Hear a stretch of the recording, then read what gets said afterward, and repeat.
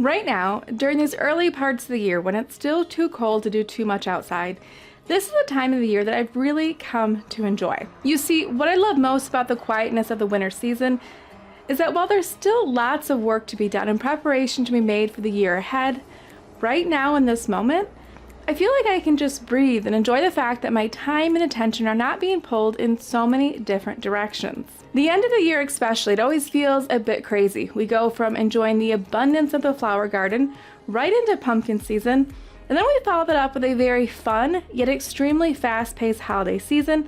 It's all just a bit chaotic. By the time January rolls around, it's tempting to want to check out for a few weeks. Now, don't get me wrong, I do allow myself the freedom to rest and recharge, but as someone that genuinely loves the work that they do, I more so look forward to this slower season at the start of the year, as it's a time where I can focus my attention and work on the business, not just in the business.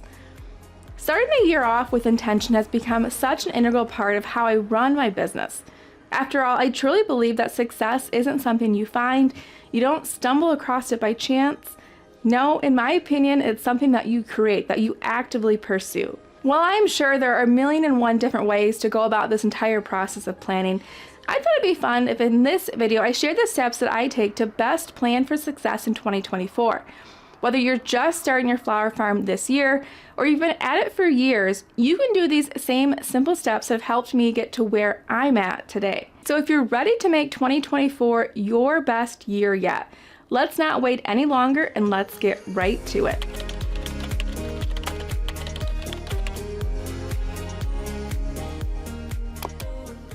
"2023 was such a good year for our small flower farm for a lot of different reasons. It was the first year where the business was able to serve as my primary income. And for me, that was such a huge accomplishment. I mean, that's truly what I've been aiming for ever since I grew and sold my first bunch of flowers. Moving forward in 2024, I want this year to be even better for us. For me, gaining clarity and knowing how to make that happen comes first with a bit of reflection.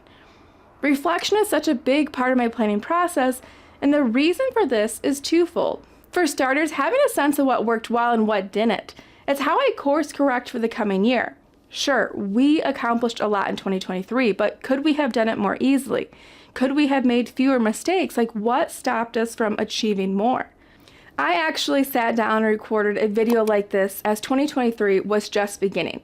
And just recently, I went back to see what exactly my pain points were then and what I was hoping to accomplish. The 2023 version of me wanted to really let the numbers dictate where I focused my attention. My mantra was follow the money. Essentially, I wanted to double down on the things that were working on our flower farm and let everything else sort of fall away. I also wanted to delegate more. I wanted the business to be less reliant on me, and I was really searching for a better work-life balance. And lastly, I just wanted to explore new things, new avenues for our business. You see, as we are narrowing our focus on what is working, I don't want to be so closed off that I miss out on new opportunities and possibilities. It's always interesting to me to look back at the goals that I had and to reflect on the progress that I made on those goals these past 12 months. The big question that I always ask myself is, knowing what I know now, what do I wish I had done differently? Truthfully, knowing what I know now, there's a lot that I would change. And I'll actually share more about that here in just a minute when I share step 2 of my planning process. But first I want to circle back because I did say that reflection is crucial for me for 2 reasons. And I want to make sure that I share that second reason because it's honestly what keeps me from feeling defeated even when I fall short on my goals. It's what keeps me from throwing in the towel, and I know that so many of you can probably relate to that feeling. Like I said, there's plenty that I would change if I could go back and redo this last year. But what keeps me from feeling discouraged is acknowledging that I did the best that I could, given the knowledge and the resources that I had available. And while I have a long way to go in order to reach where I ultimately want to go with this flower farming adventure, measuring how far I've come, for me, it's a much better indicator of the progress that I've made. If I only measure progress based on how far I have yet to go, then the progress I make will never be enough because the finish line, our definitions of success are not these fixed set points, they're ever changing. I look back at where I was a year ago and I can genuinely see how different of a person, of a business owner, I was then compared to now. For instance, when 2023 started, I was intimidated by the logistics of shipping. I knew I wanted to serve our broader audience by shipping things like our tulip and daffodil bulbs in the fall and our wreath kits in the winter. It's funny to me now that this was even a fear of mine, because having tackled this problem and being on the other side of it, I feel more capable of doing the hard things in business. When you really look at it, we went from serving just our local community with our physical products to serving all of these locations and more on the map that you see here. And to me, that's a lot of progress. And moving forward, I'm excited for what that means for our small business. My encouragement to you, if you're struggling to feel like you're making progress with your own flower farming journey, give yourself some sort of reference point that you can use to compare the spot that you're at now with some future version of yourself that you become. One thing that I always do is write a simple journal entry at the start of the year. I list out where I'm at currently with my business, how I'm feeling about it, what I wish I could change, and I'll even include goals that I want to work towards. Now I'll keep that entry in a safe place and reference it in the months that follow so that I can get a sense of not only if I'm moving in the right direction, but how far I'm moving as well. This practice is one of my favorite metrics to use to judge the growth of my business each year, and personally I get such satisfaction out of it. Okay, by now I hope that I've convinced you of the importance of reflection when it comes to planning for success. While it's an important first step in my planning process, it's not my only step. You see, I have this belief that for the most part, doing what I've always done will simply take me to where I've always gotten to. Getting to somewhere new, it often takes a different approach, and that's really why I am so intentional about setting goals at the start of every year.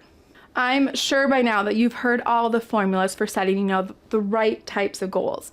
And rather than tell you how to set goals, I think the best strategy is to do what works best for you. After all, it's not so much the specific goal that's important.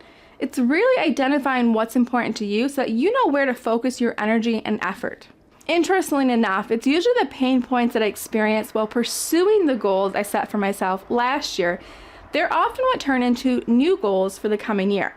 So like I shared earlier, one of my goals in 2023 was to follow the money, to spend more time on activities within my business that were generating profit.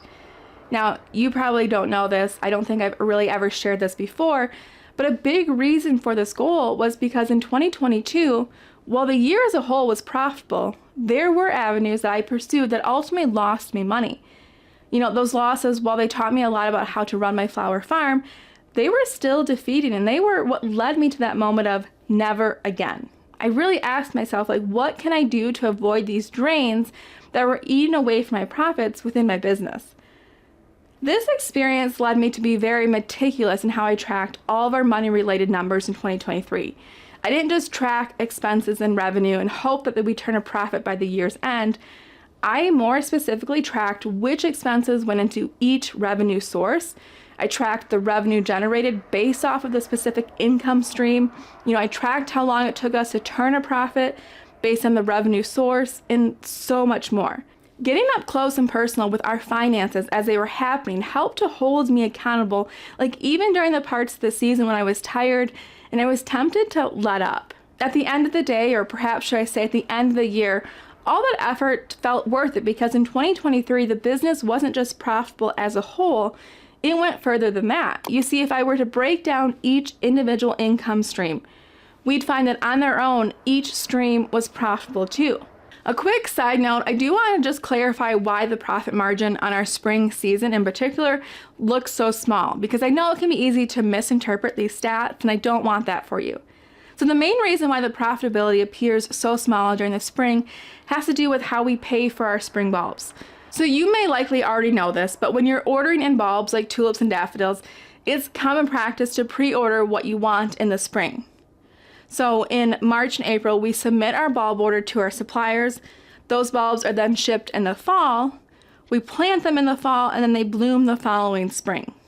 Now, we order from multiple suppliers, but with our main supplier, we have what is commonly referred to in the bulb industry as Easter terms, meaning that our invoice for our tulip bulbs isn't due until the following Easter. Now, this is great because it allows us time to turn a profit from our purchased bulbs before having to pay for them. In the spring of 2023, we ordered for this coming 2024 season not only from our usual supplier, but we also purchased bulbs from a new supplier that had an incentive program to pay early. Basically, we received a nice discount if we paid it in the summer before our bulbs even shipped. So when I'm using our numbers to make these sort of graphs, our tulip season is a bit skewed. Our 2023 expense for tulips includes the bulbs that we received in the fall of 2022. Remember, Easter terms. We paid that invoice early last year. And then it also includes the expense that we incurred during the summer of 2023. We paid early to receive a discount on bulbs that won't be blooming until this year.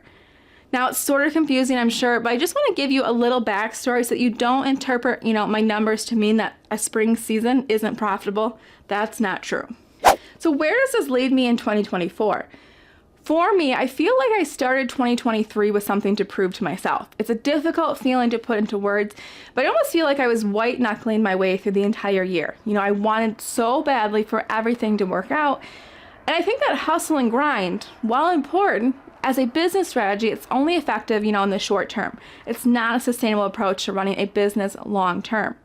Now, I don't know if you guys set words for yourself at the start of the new year, but in 2024, I want my word to be ease. This year, I don't want to backtrack on the progress of the business. I can honestly say that I enjoy all the different seasonal offerings that we put out in a year, but I do want to focus on ways that I can create our same outputs with less work. I do already have some ways I feel like I can make this happen. I'll actually share a bit more detail about that here shortly. Now, for the sake of time, I won't go through all of my 2023 pain points or my resulting goals for 2024, but I hope with this one example that you can understand my process and my thinking behind it all. So my third and final step in planning for success is identifying the action steps that are going to get me to those goals which I set for myself. Goals are great, but they still require that you do work to move towards them. And I get it, trying for a goal that you've never worked towards before, it can feel frustrating. There's unknowns that are hard to anticipate and plan for. But like I always say, do what you can with the resources and knowledge that you have. With action, you'll gain clarity, and then you simply adjust your plan accordingly. The path to success, it may not be straight, but it will always become more clear to you the more steps that you take. My encouragement to get started is to simply break down your goals into manageable action steps. And if it helps to keep you accountable, create a timeline for when you want to achieve those action steps. Personally, I like to reverse engineer my goals for the coming year. So this isn't a new concept, you've likely already heard of it, but beginning with the end in mind and working backwards until I get to my starting point helps me envision the full process it takes to get to my goals. So if you've set a monetary goal for yourself, like making an extra $1,000 this year, ask yourself, what does this look like? If you're selling mixed bouquets for $20, that means, selling 50 bouquets.